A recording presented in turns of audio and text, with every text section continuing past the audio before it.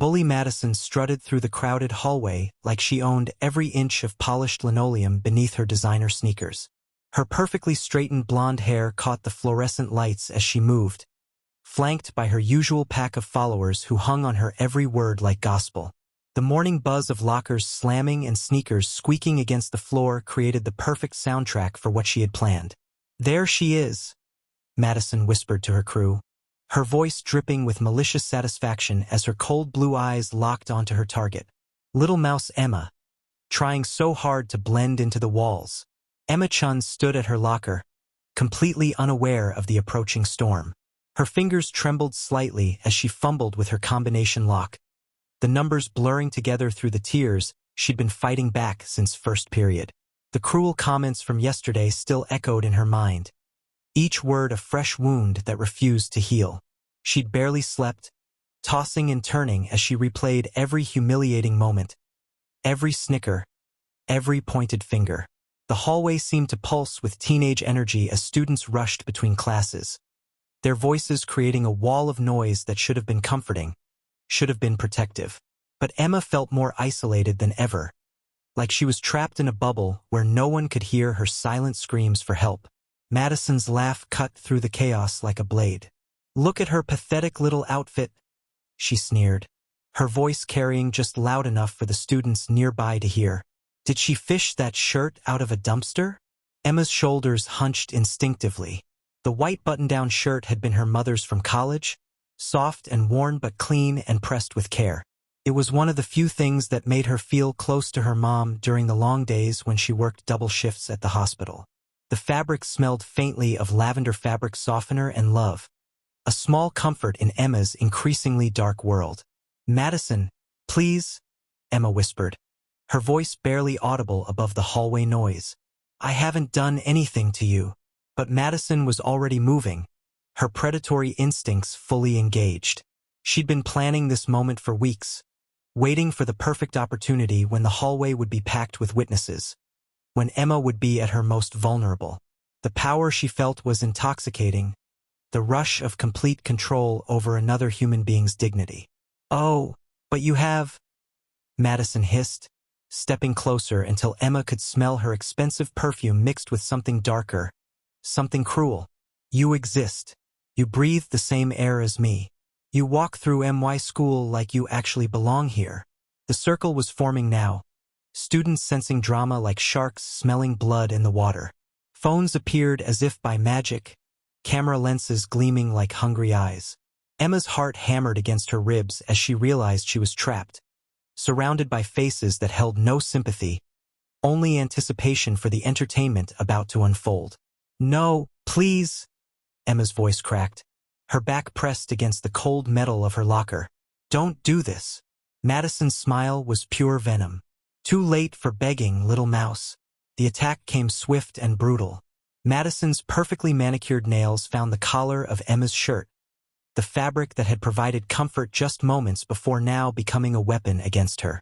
The first button popped off with a sharp crack, bouncing across the floor like a tiny white stone. Emma's eyes widened in horror as she understood what was happening, her hands flying up to protect herself.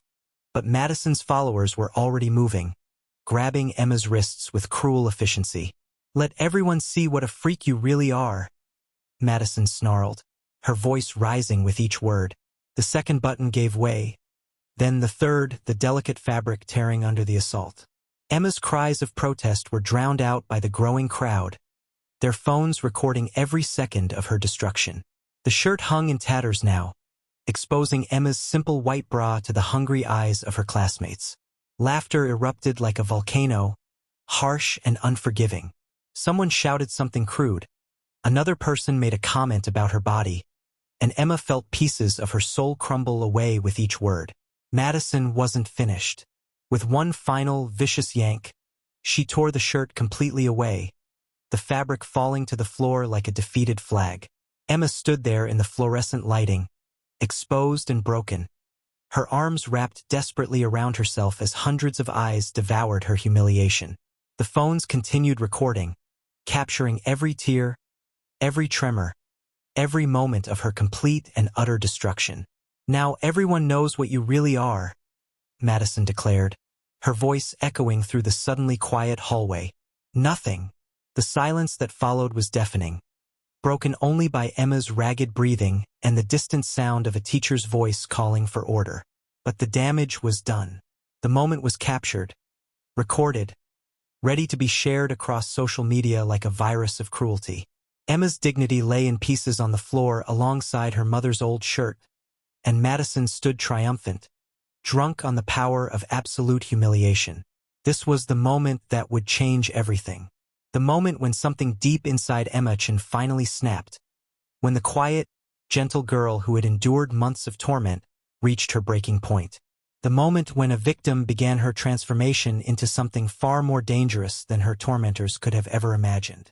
Emma stood frozen in the hallway, her arms wrapped tightly around herself as the cruel laughter echoed off the walls. The cold air conditioning made her shiver, but it wasn't just the temperature that sent tremors through her body. It was something deeper, something primal awakening in the depths of her chest. For months, she had absorbed every insult, every shove, every whispered comment like a sponge soaking up poison. She had told herself to be strong, to turn the other cheek, to remember that bullies were just insecure people taking out their pain on others. Her mother's gentle voice had echoed in her mind. Kill them with kindness, sweetheart. Show them who you really are. But standing there in her torn clothes, watching Madison's triumphant smirk and hearing the cruel comments of her classmates, Emma felt something shift inside her soul.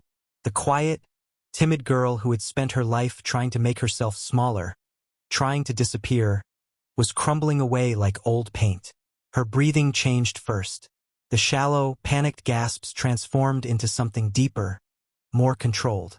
Her heart, which had been racing with fear and humiliation, began to settle into a steady, powerful rhythm. The tears that had been threatening to fall dried up as if someone had turned off a faucet. Emma's dark eyes, which had always looked down at the floor to avoid confrontation, slowly lifted to meet Madison's gaze. What Madison saw there made her take an involuntary step backward. Gone was the frightened little mouse she had been tormenting. In its place was something that made her stomach clench with sudden unease. You think this is over? Emma's voice was barely above a whisper, but somehow it cut through the noise of the hallway like a blade. The crowd fell silent, sensing that something had changed, that the dynamics they understood were shifting in ways they couldn't predict. Emma straightened her shoulders, no longer trying to hide or shrink away. The shame that had consumed her moments before was transforming into something else entirely. A cold, calculating fury that seemed to emanate from her very core. She had spent her entire life being the victim, the target, the one who absorbed everyone else's cruelty without fighting back. Not anymore. She remembered every cruel word, every humiliating moment, every time she had gone home and cried herself to sleep. She remembered the way Madison had laughed when she tripped Emma in the cafeteria, sending her lunch tray flying. She remembered the fake sympathy in Madison's voice when she had accidentally spilled juice on Emma's homework. She remembered months of psychological warfare disguised as teenage drama. The realization hit her like lightning. She had nothing left to lose. Madison had already taken everything, her dignity, her peace, her sense of safety. There was nothing more they could do to her that would be worse than what she had already endured. And in that moment of complete loss, Emma found something she had never known she possessed. Absolute freedom. Her mind began to work with crystal clarity, processing information and possibilities with the precision of a computer. She noticed things she had never seen before. The way Madison's followers looked slightly uncomfortable now. The way some students in the crowd were pulling out their phones not to record her humiliation, but because they sensed something explosive was about to happen. Emma had been studying her tormentors for months, learning their patterns, their weaknesses, their fears. She knew things about Madison that could destroy her social standing in minutes. She knew secrets that had been whispered in confidence, and then spread like wildfire through the school's social networks. She had been a quiet observer, collecting information without even realizing it. Now, as she stood there in the hallway with her world in ruins around her, Emma began to see how she could use everything she had learned. The transformation was happening at a cellular level, rewiring her brain from victim to strategist, from prey to predator. Madison was still smiling, but Emma could see the uncertainty creeping into her eyes. The balance of power was shifting, and everyone in the hallway could feel it. The girl who had been broken just moments before was rebuilding herself into something harder, something more dangerous. Emma took a deep breath and smiled back at Madison. It wasn't the gentle, pleading smile she had worn for months of torment. This was something else entirely cold, knowing, and absolutely terrifying in its quiet confidence. The hunter was about to become the hunted. Emma's smile widened as she stepped forward, her bare feet silent against the cold linoleum. The crowd instinctively parted, sensing the dangerous energy radiating from her transformed presence. Madison's smirk faltered as she found herself face to face with someone she no longer recognized. "You know what, Madison?" Emma's voice was silk wrapped around steel. "I want to thank you." Madison blinked, confusion replacing her earlier confidence. "What? You've just given me the greatest gift imaginable." Emma's eyes glittered with an intensity that made several students take unconscious steps backward. "You've freed me from caring what any of you think." Without breaking eye contact, Emma reached into her backpack and pulled out her phone. Her fingers moved with practiced efficiency, scrolling through months of screenshots, saved conversations, and carefully documented evidence. Madison's face went pale as she recognized some of the images flickering across Emma's screen. "Did you really think I was just going to take it forever?" Emma's voice carried clearly through the silent hallway. "Did you honestly believe I wasn't paying attention to every cruel thing you've done, every lie you've told, every person you've hurt?" Madison's mouth opened and closed like a fish gasping for air. "I don't know what you're talking about." Emma laughed, a sound completely devoid of warmth. "Oh, but you do. You know exactly what I'm talking about. Like when you cheated on your SATs and paid Jeremy Morrison to take them for you. Or when you spread those rumors about Sarah Martinez just because she wouldn't let you copy her chemistry homework. Or my personal favorite, when you stole $200 from the charity drive for sick children and bought yourself that designer bag." The crowd's energy shifted dramatically.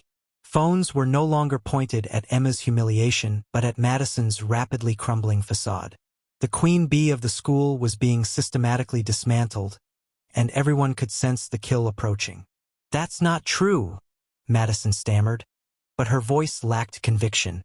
Several students in the crowd exchanged meaningful glances, pieces of a puzzle they had never understood suddenly clicking into place.